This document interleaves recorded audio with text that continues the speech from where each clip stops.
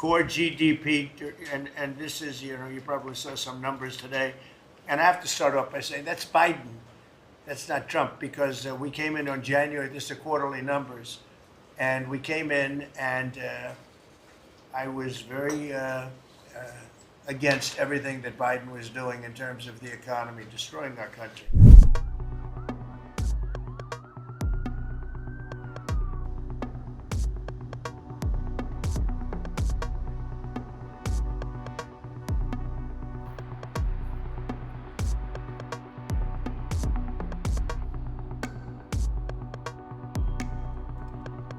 We have more money being spent than at any time in the history of our country.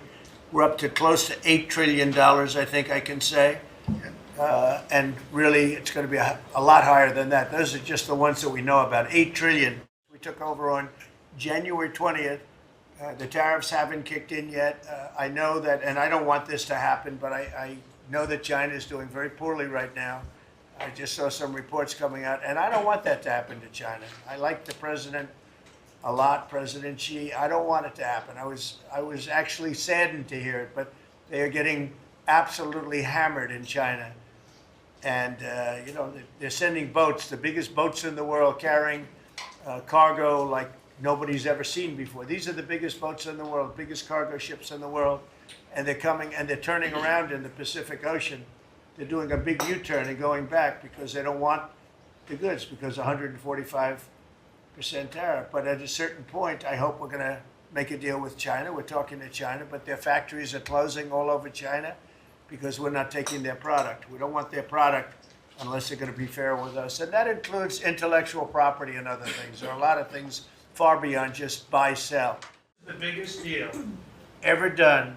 If you sold IBM, ExxonMobil, and 5 other companies together, it's peanuts compared to what we're doing. This is the biggest deal ever done financially in the history of the world.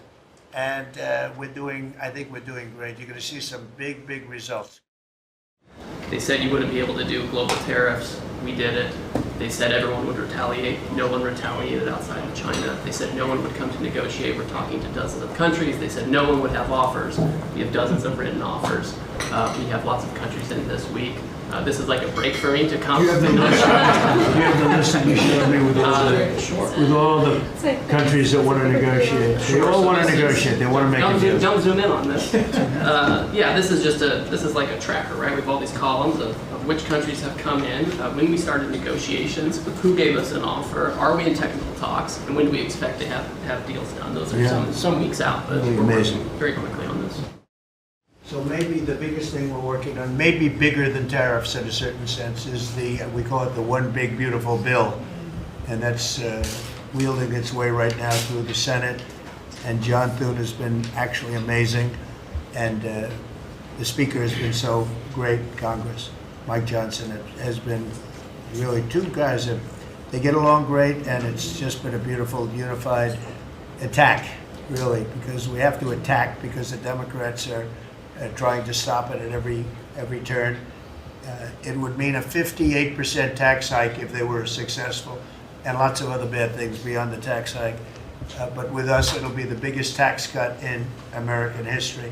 You frequently took credit for the stock market highs. You said it was a reflection of how well you were doing in the polls, and then after you were elected, you said the stock market highs were a reflection of how well the transition is going and the American people's confidence in your incoming administration.